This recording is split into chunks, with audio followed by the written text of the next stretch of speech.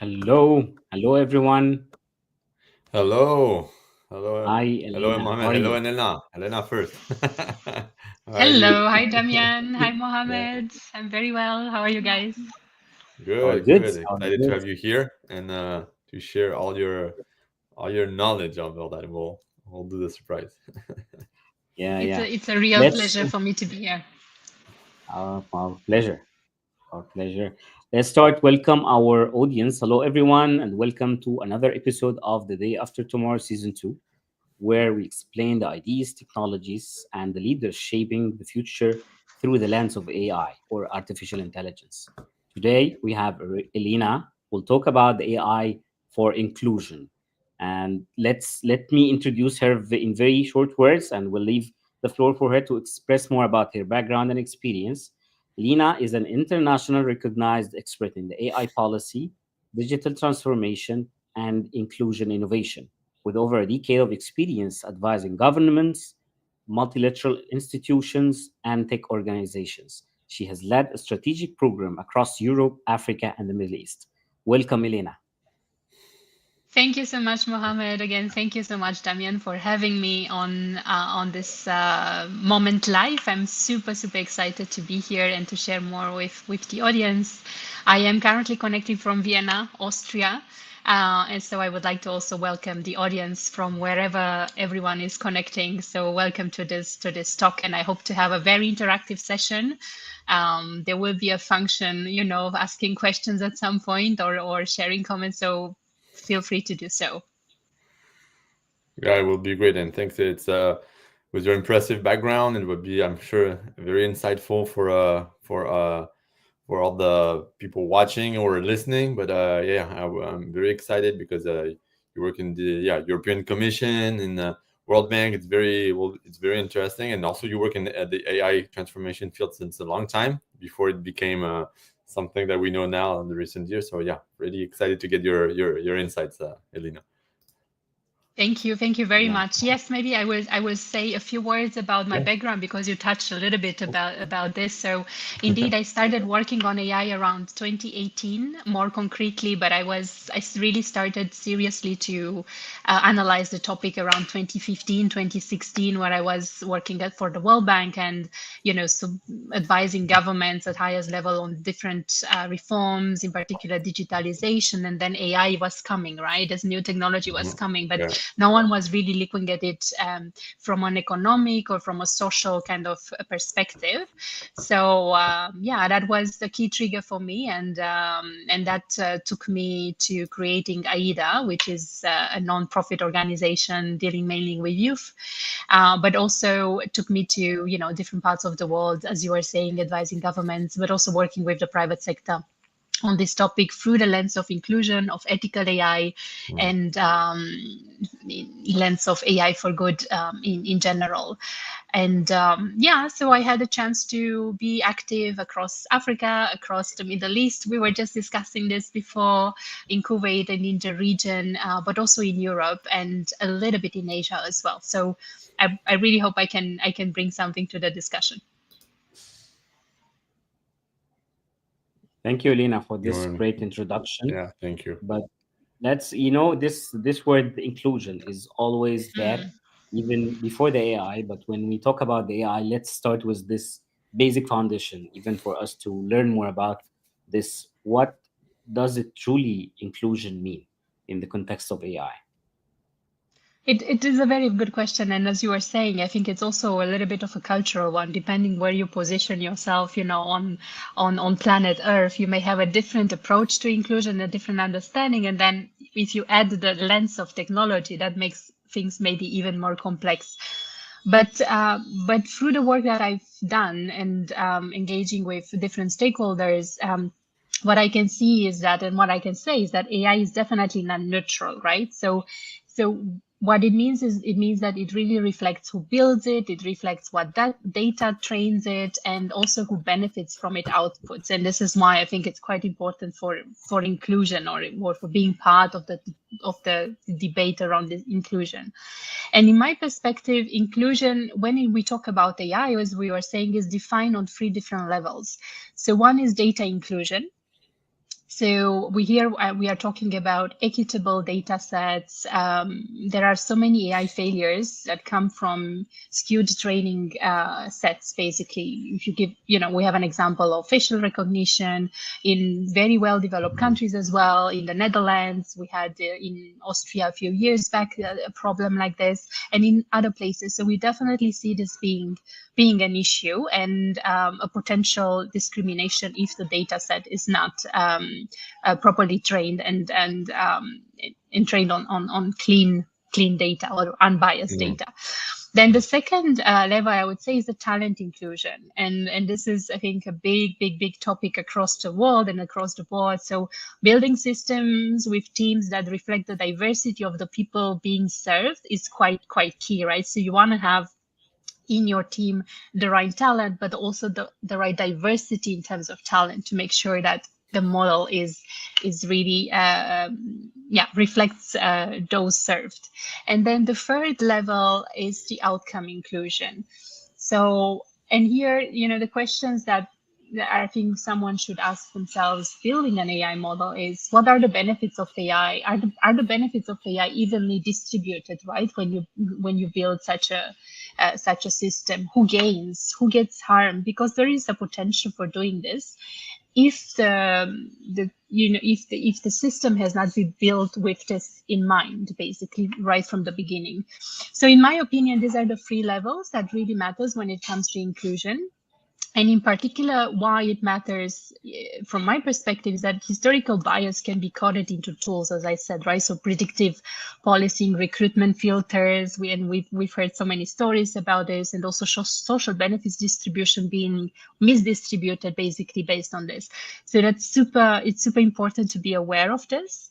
The second is also inclusion ensures legitimacy of government and tech actors. And this was quite interesting to observe in many governments across the world.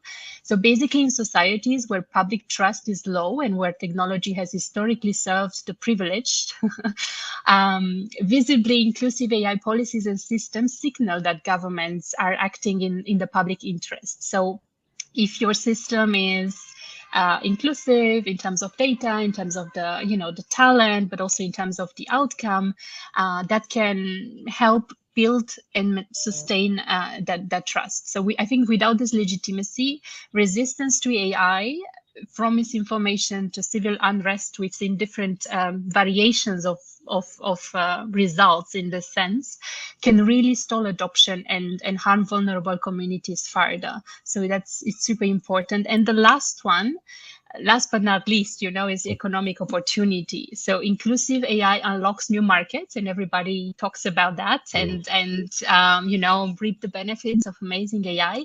However, inclusive AI systems are not just about fairness, in my opinion.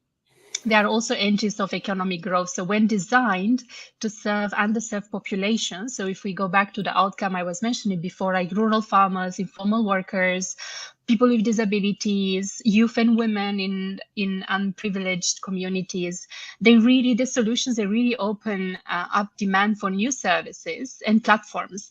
And here there are tons of examples that we could talk about. I would just like to mention one, for instance, a mobile-based AI advisory tool in agriculture.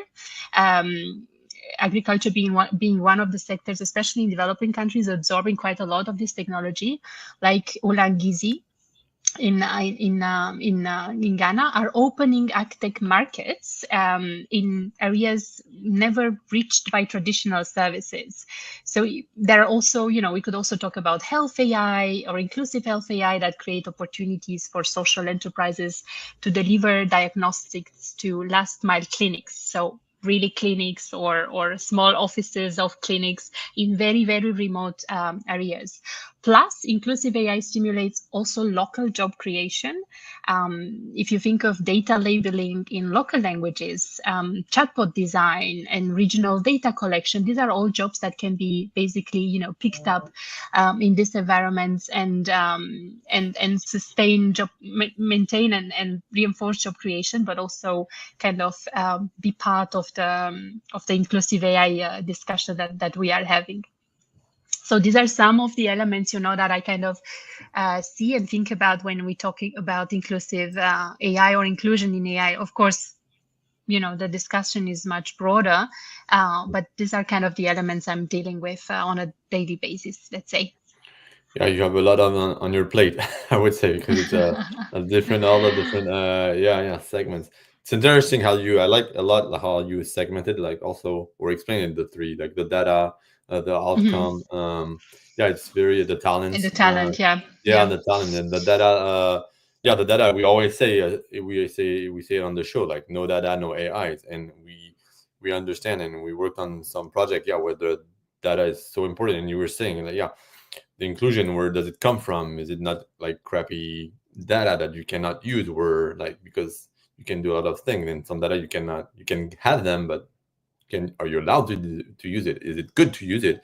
And also all the, there can be a lot of biased interpretation of some data. Where does it come from? Which the AI can do things and AI not. So it's very, I like the way you approach it and you put it under the inclusion.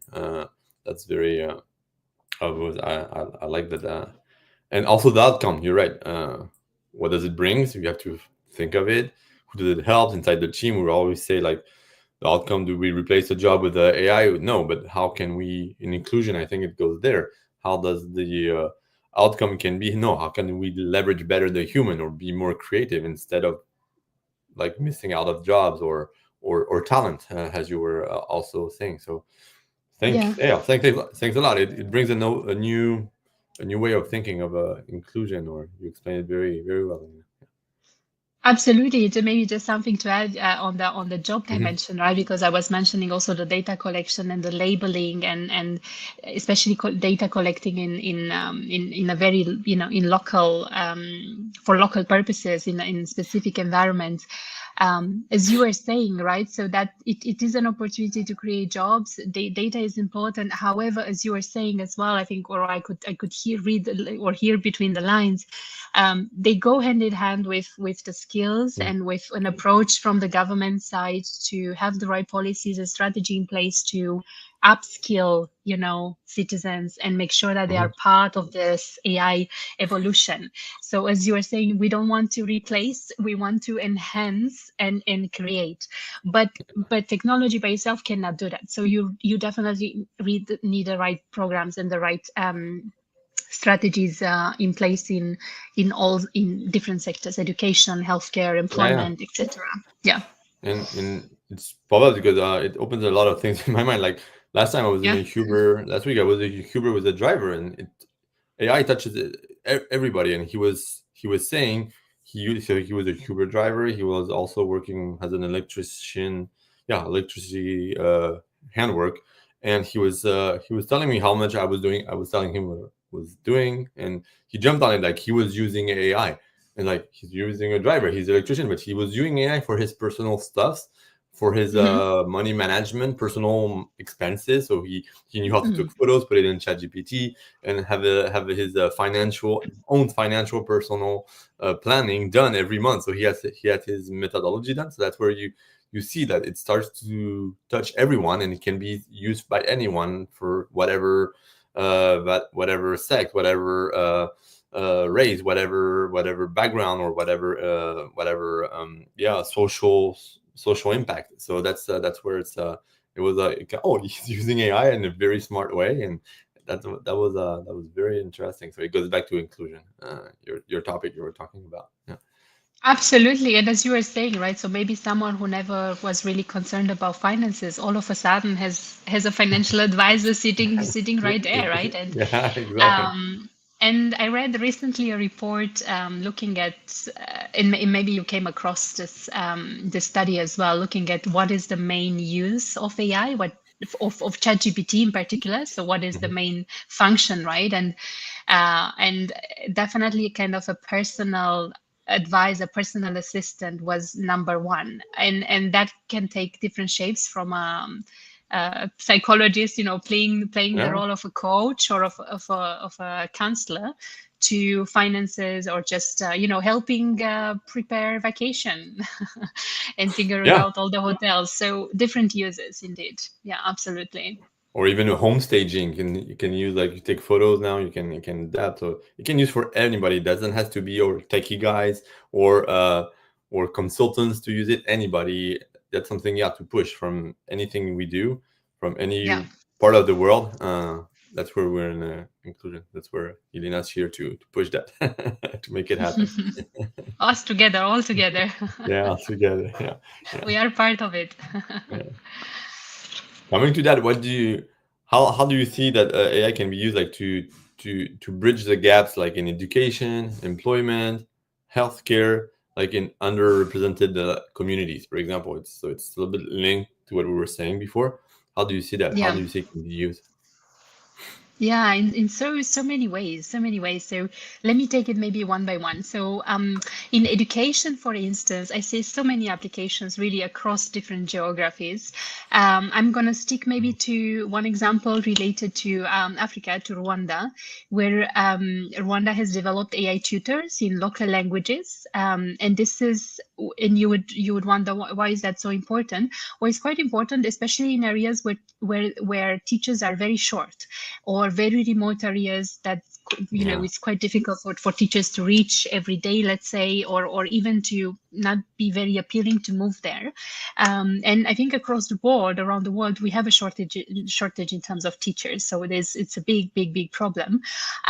So AI tutors, and in particular in local languages, can be really helpful. So it solves the issue of distance, but it also solves the knowledge, access to knowledge kind of issue that may be there. So that's one example in education. And then another example are, for instance, all the tools that we have in terms of or related to adaptive learning for neurodiverse students, for instance. So it's a tremendous boom, I would say, of solutions that AI is pushing, which is wonderful. It's really wonderful to see.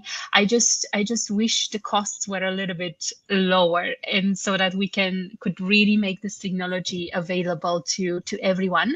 And I'm not the only one saying this. I just read today a very recent report from UNDP on Human Development Index. So annually, or Human Development Capital annually, they are publishing this report, and this year they had a specific focus on AI, and one of the conclusions was that indeed AI is pushing also adaptive learning, and in particular for students with specific needs. However, the costs are still quite high, and in countries or in contexts where governments cannot compensate for the cost, is quite it's sad to have such a great solution but then not be really able to to transfer it and give access to those for whom the solution was actually developed. So that's these are some examples I would say in education, but much more. You can think about developing better curricula for schools, more fun, more interactive. Of course, you need a context, a teacher, a school that can, that is willing to think a little bit outside the box and then start playing with certain things. But it is, the AI can help with that. Now, in terms of employment, I'm going to give, for instance, an example of a voice-first upskilling jobs bot, for instance, for market vendors in Nigeria. So this was a pilot developed in Nigeria, in particular for market vendors with a limited or minimal literacy needed, so no writing and no reading needed, basically just speaking. So we are here talking about the voice first upskilling bots for market vendors, as I said, so in Nigeria. So this was a pilot run in 2024, led by a coalition of local tech hubs and NGOs in Lagos and Kano, where women selling produce and household goods used WhatsApp-based voice bots to access micro-learning content. So the bot built on a local Nigerian English dialect with Hausa and Yoruba audio options. So these are the local languages. Nigeria has many local languages, but these are two of the main ones.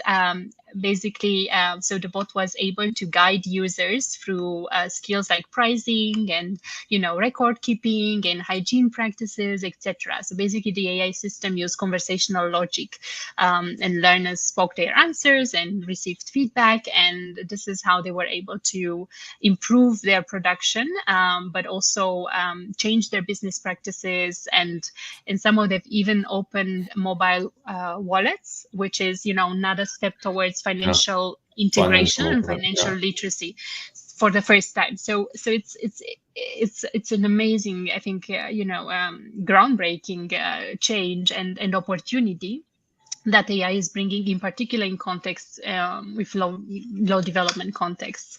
And maybe one or two more examples around healthcare. And I know, Mohammed, you are based in the region in Jordan, so correct me if I'm wrong, but I know that a teledermatology solution, which was developed with World Bank support, which is basically helping to diagnose via mobile, and skin conditions, in particular in underserved rural clinics that do not have access to a dermatologist. So I think that telemedicine in general, and in particular applications linked to AI, are again another function and another domain where AI is clearly proven, the opportunity AI for good, and is really bridging the gap in terms of access to healthcare in this case. But also we can talk or think about examples for maternal care or chronic disease management, where the same AI is used to identify, potential pregnancy or potential pregnancy issues, etc. Also in remote areas, very easy to use. By you don't need to be a doctor to be able to use the applications. So in a nutshell, AI chatbots and remote diagnostics are increasingly being used for, as I said, for maternal health in rural and low resource settings. Then we discussed examples around, employment in Nigeria, and then we also saw some examples in Rwanda. I'm bringing, some of those examples from developing countries, but of course there is there are many applications as well that we see in Europe or maybe in the US, in other parts of the world. But if we think about, bringing the best services and bringing the best solutions to those in need, these are some of the examples that can really speak to that, and some of the elements that we could count on when we talk about AI for good and AI, or using AI to bridge some of the gaps and be more inclusive. Yeah, it's super exciting. It's really, it's fascinating, I think, to work in this field right now. I feel it when you talk. Yeah. Yeah, I think an important part of spreading or expansion of the AI across different countries and nations is to bridging the gaps. Nowadays, there are some countries are producing the AI as with the infrastructure, with a lot of huge investments, but as well, when we apply the inclusion concept, still even the other countries or other regions that they are not investing heavily on the infrastructure part, but there are other ways they can definitely get use of the AI or even to participate in this AI expansion. My question is, what do you think are these parties exist in the AI axis across different regions, especially regions like Africa or Latin America, and how they can address these kind of challenges or problems to get this access and adoption? You are so right, and listening to you, I was, again, I just recall one study that I read recently in terms of how is AI developed geographically, like how is it spread actually. So if you think of where do the data center sits, right? So why are we talking That's what about we were data saying. center? That's Well, what I was thinking. yeah. So we need data centers to host and to train our models, right? So And we need the right infrastructure for those data centers. So where do they sit? About 70% are in developed countries. So definitely not in places that we would like them to be. And why is that so? For many reasons. So some of the barriers can Power, be related to power, exactly, to power power, grid. Yeah. Yeah. to also high speed connectivity, right? You also need the right Mhm. connectivity to make it work, etc. These are some of the reasons. So data centers, so the hard infrastructure is one aspect. Yeah. Then you Also also places have where the they need to build fast because it needs to be built. It's now. It's not in 10 years. is So now, it needs to be in places exactly. where there's human labor, where it can be Yeah, fast. The tools, yeah. everything. Yeah. Yeah, yeah, absolutely, absolutely. And then you also have the question around research. Who builds AI today, right? Who gives the tone? We are talking. We were not talking about frontier models until ChatGPT popped up, right? So so about the really deep research on AI sits in the US. 60% of top-notch researchers are in the US, and then the second country coming after the US is China. So so it just shows you how. Where's the in between? There's a lot of Yeah, places in between. where is the in between? Yes, but these are the two, main actors, Yeah, it's related to giants. education, to the university that gives access. I don't know, the MIT and so on, which Yeah. it's just about that because I think like a lot of people in other countries knows a lot on AI. It's just I think it's the gap with education. Oh, we think it's better to have research in AI because you're Harvard, MIT, or Yale or whatever. Versus, but a lot of it went so fast. I think a lot of people in the world can research, can be all over places. Maybe we will get to my vision, and I will tell you Yeah. what Okay. my Go. vision for Go. the future will be. Let's But cross the vision. but yeah, this is the reality, as you say. Of course, there are brilliant minds. Sitting all over the world. Mhm. However, I think this is the reality that governments have to invest money basically in research and have to prioritize that.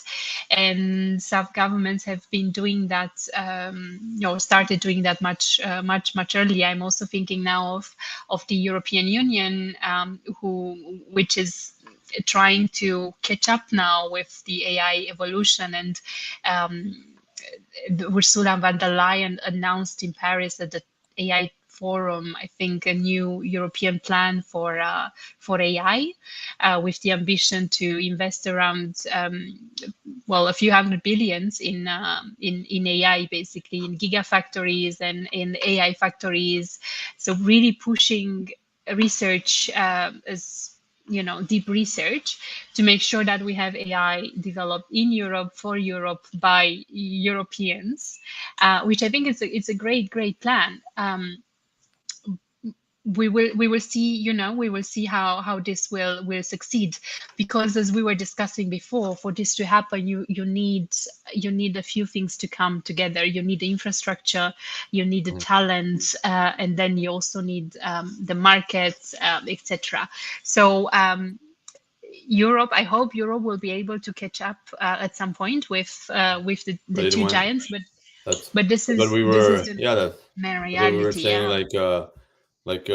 Today, it's going so fast. Like because if you take Europe, European research is known for deep tech research, for energy research. But now Mm, AI, I think, went so fast. The yeah. changes, how Yeah. it came, it Yeah. was hard for Yeah. everyone to catch up or to predict what was also happening. So has to. Absolutely, absolutely. And then yeah, and then of course it's also a matter um, of decision making, right? I think places like the US or China have a different governance when it comes to decision making as Europe, right? In Mm. Europe, we have 20 plus countries to to To decide and decide to on come it. together. You know it. So Yeah.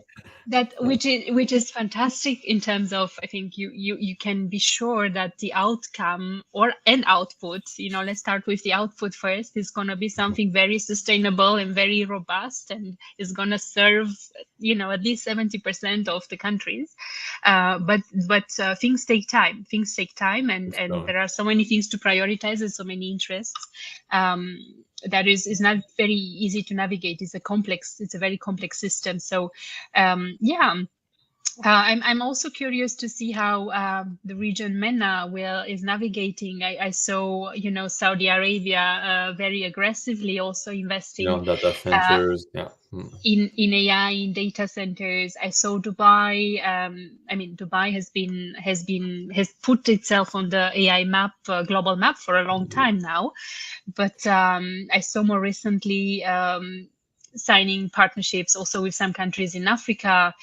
So I'm also, curious how that will develop, and if there will be an opportunity, for knowledge transfer and technology transfer, and what kind of cooperation, collaboration, and partnership will be put in place there that would benefit then those countries and the region in Africa and the end. So it's fascinating to observe, and and also given the news, right? So Yeah. more recent news. Yeah. Yeah. That's and talking about that, like what are the risks? I don't, and I don't like. Mohammed knows that I don't like that word. I don't like You using the don't? word. Oh, I didn't know I that. know. I don't Okay. know. I'm always trying to be. Yeah, I don't like it. But it's personal. I'm not the. I don't use it often. But yeah, what? So yeah, what would be the risk of exclusion using AI in some, or how can exclude or harm some groups, even unintentionally? How do you see that can happen? You almost said it a little bit before, but I think it's good to dive Yeah. deep on your Yeah. thoughts. So I see. I mean, I think there are many risks, and this is why we are here to talk about them today. We will not be able to go into all of them. The major risk I see is that, as AI is an opportunity to leapfrog in certain development areas, and to, as we were saying before, to provide the solutions to the farthest. I think it's also a risk, or represents a risk, in leaving people behind, and leaving communities behind, for the reasons that we were discussing before, right? Who is developing AI in the world? Who gives the tone? Where does the infrastructure sit? Who has access? Who can invest? And then maybe more granular, as I was mentioning in the introduction, in terms of data, right? What kind of data do we have? And based on the data and data sets we have, what kind of model are we producing? And there are risks in terms of bias, obviously, and so there are some examples even in Europe. I mentioned Austria, IMS. IMS here is the place where you go when you are unemployed or you want to change your job. Yeah. So they basically have, of course, some social benefits that they are distributing. And years ago, when they were preparing their model, they realized that they were discriminating against a specific community, and they had to look at the data and clean the data. So this is Ah, one clear risk example. But also, in Kenya, something similar happened, where a social protection system audit basically revealed that the rural communities flagged at higher risk. So were flagged at higher risk due to biased data sets. So um, it's super important, without going to examples in the US, where I think we fixed all of that, where we had some skin yeah. color that wasn't Yeah. matching the data set, and so on and so forth. So I think the risks are there, from the global macro ones I mentioned to very granular ones in terms of community. If you don't have the right data sets, etc., how can we mitigate and navigate? It's not that easy, right? There are different frameworks out there that try to say what is ethical AI, and how do you build a fair AI system, and how do you go about that, and so on and so forth. Um, but I would maybe, for the sake of this discussion, we can mention maybe three points. I think it's, again, going back to the importance of having a diverse data set with community inputs. I would dream of that. So the community to be able to have its own word in the data set. So right from the beginning, from the moment you develop or you think about developing the system, Yeah. to having regular bias audits using fairness metrics in place. And as I said, there are a few options out there. They all have to be tailored to your local context, to your to your system, etc. But this is a must, absolutely. But also maybe having some sort of a body that will review local ethics. So the community Yeah. would come up with what does this Yeah. ethical framework mean for us, and then we have a body empowered to ethically review the system and have the power to say yes or no. um, this makes me basically remember something that I've heard recently, and I found quite true, that AI doesn't need to be evil to be dangerous, right? It Doesn't just have to needs to be. be Oh, trained new on the good wrong one. data. Doesn't have to be Yeah, able to so be there. Because in each talks we get up with a great tagline on AI. That's a good one. That's a very good one, Elena. yeah.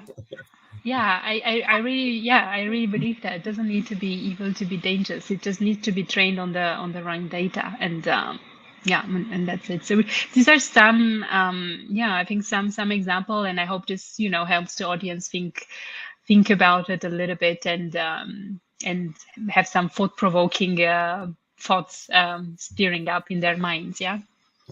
Yeah, yeah. I think, regarding the risks as well, there are the regulations, and the Hmm. regulations has, it's considered like a double-edged sword.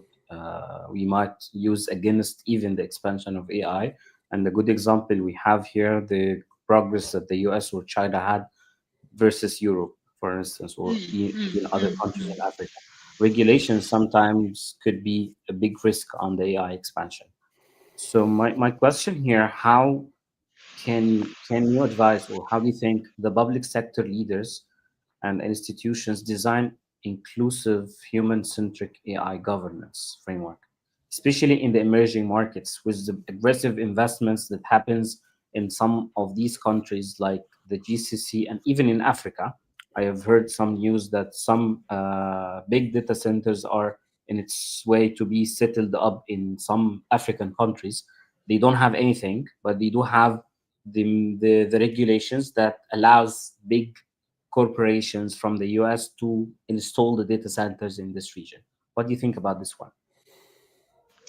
It's another great question. I think emerging markets have now the benefits of other players having played with legislation and regulation around AI already, right? So, Yeah, they have so the as, back as the historical things. yeah, there is exactly. So there is some precedent, right? There is some Yeah, precedent. listen, yeah.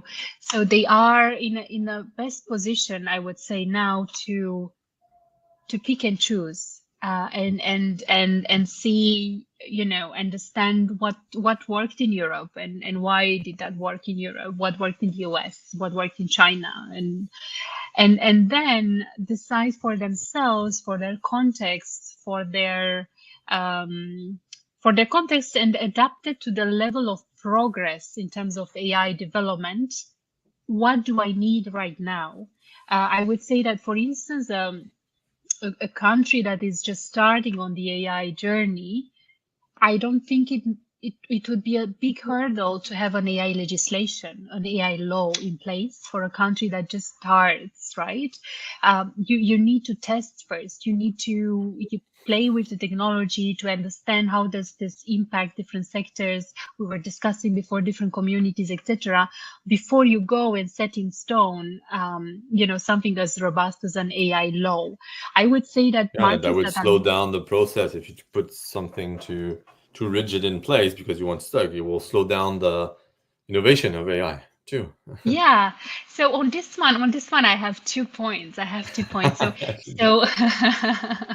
Go so go. I think, yeah, no, but because it's very interesting, right? So I think, well, definitely it would in terms of adoption, there will be, yeah, there will be a slow adoption, I would say, because certain things will still be need to be tailored, etc.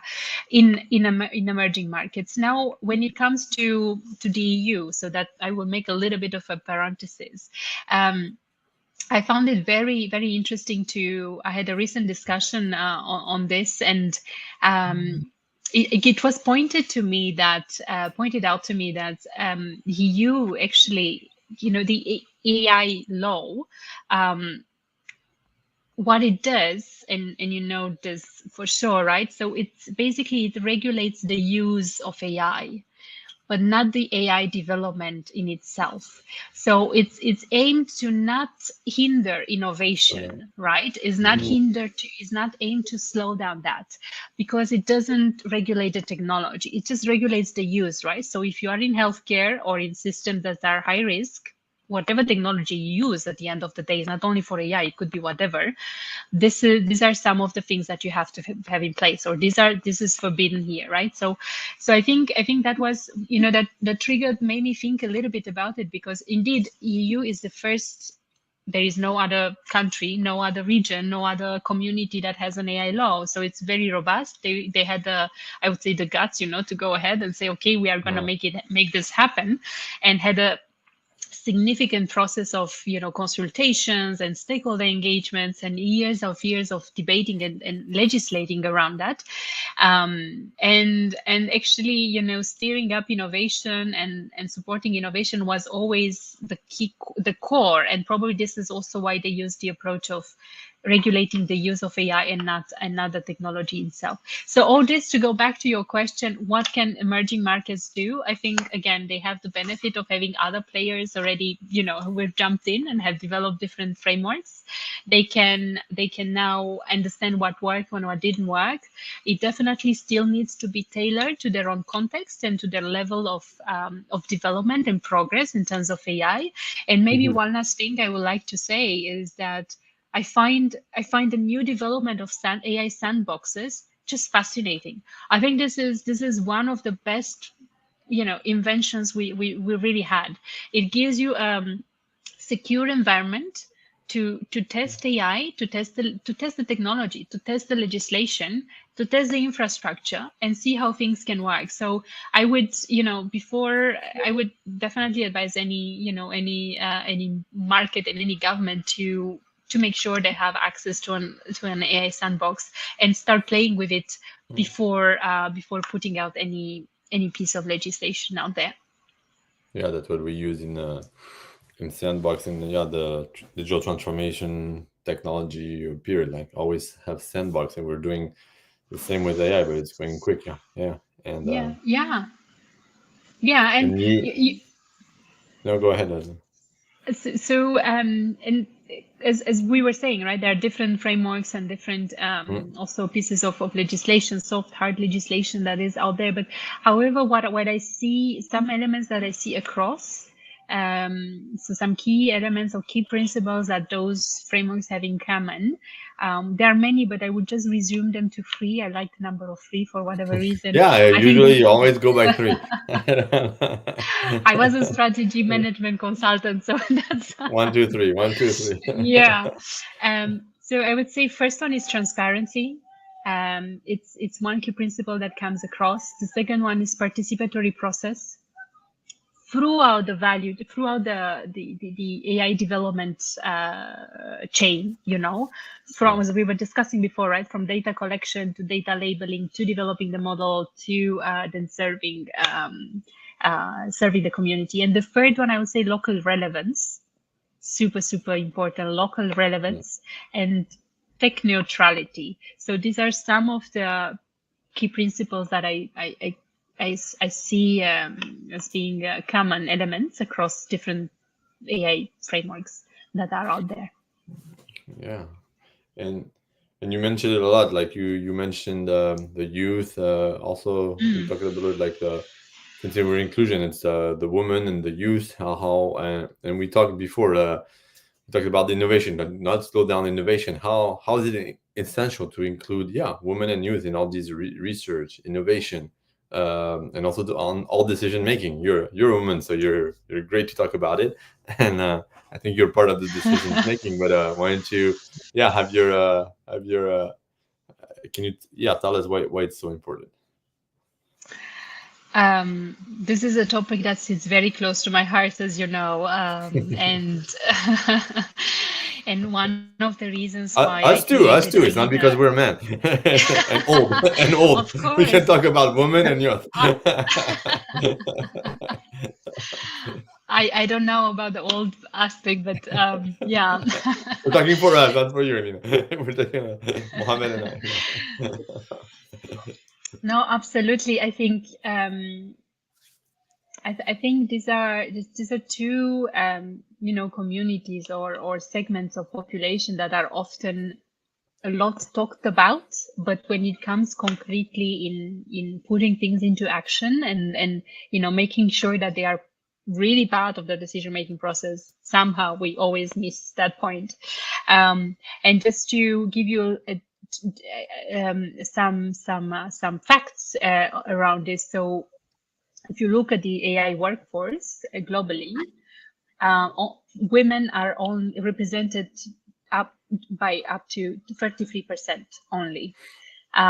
So we if we go back to talents and diversity in talent, when you develop and you build your AI, women are only 33%, and then let's not even discuss among those 33% how many of them are in decision making positions when it comes to AI. That would be another discussion.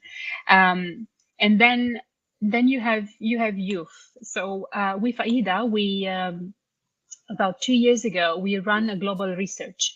We wanted to understand how youth were represented in different AI frameworks that were aiming to be ethical or inclusive. About 10% of all, we analyzed around 130 assessments. Only 10% of those assessments were mentioning youth. And none of them had clearly an action or a way of activity or proposing something concretely on how to make pragmatic pragmatic approach, exactly. So none of them. This is about youth globally, right, in general. Now we also have the aspect of youth from low income backgrounds, who are often excluded from this discussion, don't even have access to the information, don't even know what we are here talking about, and so on and so forth, because of the socioeconomic circumstances in which also in what you which said they before, are. the cost of even individual using it has has actually to do Absolutely. with the cost of all the ecosystem. Absolutely, and and we definitely lack inclusive role models and also the right access to mentorship. So I always try to support wherever I see an initiative in this direction, being it for women or for youth, as I consider this to be crucial in terms of really supporting the next generation, but also these communities to access and be part of the discussion. So. And it's this as I said, it's a topic that is very close to my heart. And then one last aspect around this is research done by Stanford and MIT. Basically, that shows that gender balanced teams outperform homogeneous ones in designing AI systems that are fairly, and that serve both men and women. So, for instance, diagnostic models trained and tested by diverse teams were 25 to 30% less likely to miss symptoms in women who are often underrepresented in clinical data sets. And in Africa, for instance, in 2023, maternal health AI project in Kenya noted that when female engineers and midwives co-developed the systems, it was better at capturing nuanced pregnancy risk indicators, especially those that would have been overlooked in male-led teams. So again, right, diversity here isn't really just a checkbox. It's a technical advantage that improves AI accuracy and relevance. Absolutely. I truly believe that. Yeah. Yeah, yeah. I think a big part of the implementation and deployment of the AI, such huge thing like the AI, it won't happen without collaboration between multiple sectors, between the private sector with the public sector as well. Instead of just working in isolation or working against each other. But my question, what do you think the role can be to connect tech companies, non-profit companies, with the government all together in the inclusion of AI and the deployment? Yes, I gave you one example in Malawi, right? I mean, I mentioned an AI solution, Ulangizi. So this is an example where the Malawi Ministry of Agriculture basically worked with Microsoft, worked with local innovators to basically develop something, yeah, very simple and powerful solution. And this collaborative project offers basically is an AI-driven agriculture advisory services through voice notes in I hope I'm Through pronouncing WhatsApp, you the said? local. Yeah. That's something else. That's another Ah, one. that's But not it's that. a That's another. it's a similar technology. But I know concretely about this collaboration as we were talking about private public, right? So I know that this worked this way, where the Malawi Ministry of Agriculture put forward the need, Microsoft joined, and then local innovators and the local community joined as well to develop this app. It works with WhatsApp, as you are saying, and it's basically designed specifically for farmers with limited connectivity and literacy. Yeah. So the system uses machine learning to train on local agricultural manuals, to diagnose plant diseases, and so on and so forth. So this is a beautiful example on how, this collaboration or such partnership can really work, and not only work but really deliver the impact and the outcome that is expected. It's not something easy to do. I think you need a leader that is a visionary leader. I think you need a changer, an agent of change in the system who would say, we really need to go the extra mile uh, to to bring everyone around the table and create something together. It's not always easy in politically difficult, contexts, or where local talent is scarce, or where we were discussing about power before, and power, access to power is limited or connectivity is limited. However, there is always, I am an optimist, but with a pinch of realism. And I believe there is always an opportunity. There is always a place where you Yeah. can, plant the seed and then have a use case that is successful, have a collaboration that is successful in a specific sector, and then you can slowly grow on that and build and expand to other sectors. I think a mistake would be to try to do everything at once, Yeah, right? You that's have fine. to That's start exactly. small and then, yeah. We totally agree because this is what we do. At Cogya, when we implement, it can be huge in a company or what can be done, but we go step by step and we try to identify the more simple way to start with on ground and then implement. And I think you're right. And inclusion in your field, what you're talking about, like there's very simple things that can be done, especially with and through AI, that can have a huge impact.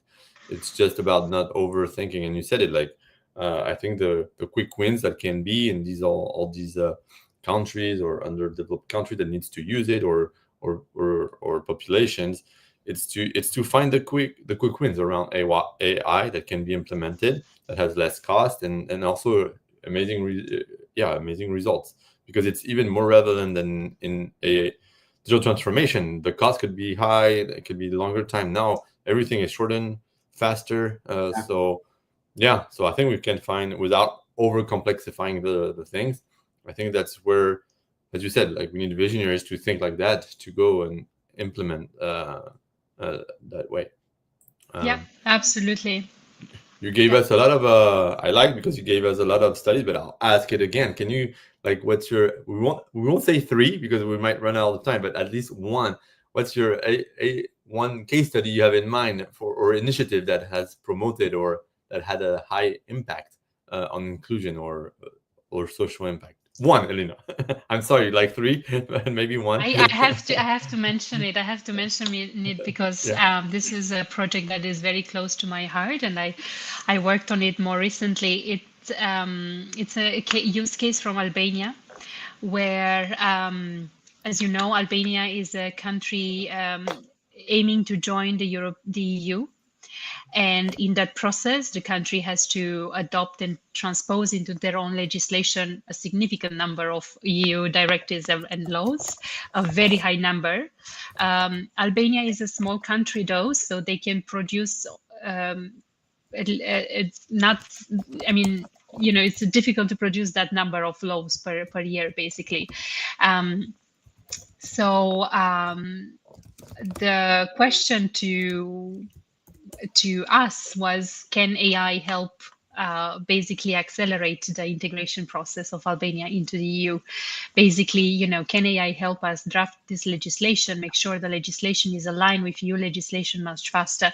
So this was one of the projects that myself and my team worked on in Albania, trying to understand, is AI the right answer, yes or no, first of all, and then where in the process, if you break down the process of transposing this legislation, where in the process could AI really support and have the most value added? And so we were at the initial stages of the thinking. Then, of course, the government has taken that further, and now they have their own AI solution helping them do exactly this. They collaborated with OpenAI at the beginning to train the model, and then this has been one example, successful example more recently, where I could see how AI can help that, and help the whole country and its citizens, hopefully, to become a member of the European Union as soon as possible. Wow. Congratulations. Yeah, we need To this them, kind of to them, things. to them. They did Yeah, the but work.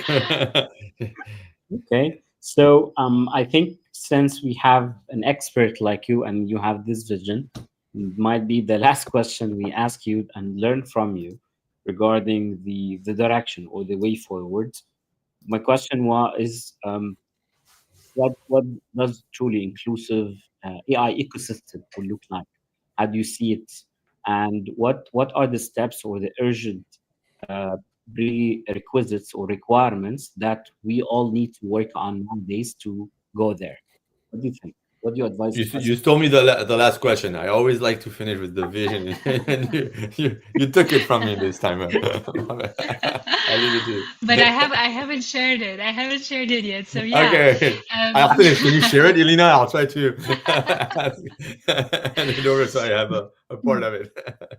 Because made me think, because you mentioned there are so many good people, excellent, talented people everywhere around the world, right, working on AI and doing all Mhm. this amazing stuff. So I started my first when I created AIDA, the first people I kind of recruited in the organization were from Cameroon and from Ghana. Mhm. So my vision would be a girl in rural Ghana or Cameroon, or you name it, who would be able to debug her Swahili tuned medical bots on the same GPU grid as a Stanford PhD. So I would love for us to reach that level where they can access that kind of infrastructure in that kind of technology. That would mean for me, real inclusion. Why this matters? I think this inclusion kind of means, as I said, that innovation is not a privilege of a few, but the power of the many. And we need foundational shifts in infrastructure, in policy, and the right incentives to realize this vision. Mhm. I will name a few things like calls for action. So I think we definitely need to fund women in AI fellowships. I know there are a significant number of programs, but we need to do more and we need to do better. Um, I think we need open source local language models. These are super important. There are a few countries already working on that: Senegal, Rwanda, um, Cote d'Ivoire is planning, Benin. These are super important because these are elements on which you can then, create base on top other solutions, basically. So if you have the local language model, you can then match it with a social protection kind of, program, or with an educational program, etc. We need more of that, especially in environments where literacy is quite low, and so on and so forth. Then the third aspect would be to definitely mandate model impact audits. That's not really a thing yet, or not so much. I think is not enough to just audit financial systems and environmental, impact, kind of, from an environmental impact manner. We need mandatory bias and fairness audits for AI systems as well. So the EU AI law kind of really enforces and strengthens that aspect. But that should be the norm, I think, for many systems, in particular those in healthcare, in education, in welfare, or law enforcement, where we know that these are very complex sectors and very complex systems to navigate. And last but not least, I think we need to build regional compute and data trust. So you were mentioning about some, data centers being built, which I think is very good. We need to do more. So as AI development is increasingly limited by access to compute power and quality data sets, I think this is very important. And having that shared infrastructure like a GPU clusters and ethical data trusts can ensure sovereignty and inclusive AI development. So, as I said, inclusive AI isn't charity. I think it's good design. It's how we build a future that works for all of us, in terms of access to the infrastructure, the talent, and making sure the outcome serves those for whom the solution was developed. Wow, thanks. It's as we say on your vision, let's just make it happen. That's on your. We can, yes, we We can, can. we can. Yeah, all together, all together. As we say, yeah. Yeah, Great. that's very insightful, very adding value for even for me. And I got a lot of insights. You inspired me, and I think Damien as well, with a Yeah. lot of use cases you mentioned and shared, especially from such emerging markets. I guess a big part of AI inclusion is it opens the door for everyone. It's not like it does definitely require huge investments in terms of infrastructure, but as well, even the countries or communities or regions that doesn't have this big amounts to invest, they still have the room to participate in the AI. But that's very good, and thank you so much, Lena, for being with Yeah, us for today. sharing also your we felt you're so driven and passionate Yeah, about it. So thanks a lot for that, and also for like always by three. I'll get it also that put my thoughts always by three. Thanks a lot for I don't know a lot for the yeah, doesn't have to be evil to be a danger. yeah, that's the thought of today's Yeah, talk. the That's code. great. So a lot of and now, but especially thanks for sharing your passion and for yeah. Thank you. Yeah. Thanks a lot. Thank you so Okay, much for let's having me. It was a pleasure. Thank you. Yeah. pleasure. Thank you, Elena. That brings us to the end of today's conversation. A huge thank you to Elena and for everyone who joined us live. Just I'm reminding you, you can watch the episode recorded on our YouTube channel. And to the people who would like to listen it only for audio and voice, it will be available very soon on our podcast channels like Spotify and Apple Podcast. Thank you Yeah, so follow much. us. You can follow us on Spotify. It's already there. So let's go. We need people to hear and listen. Thank you. Thank you, everyone.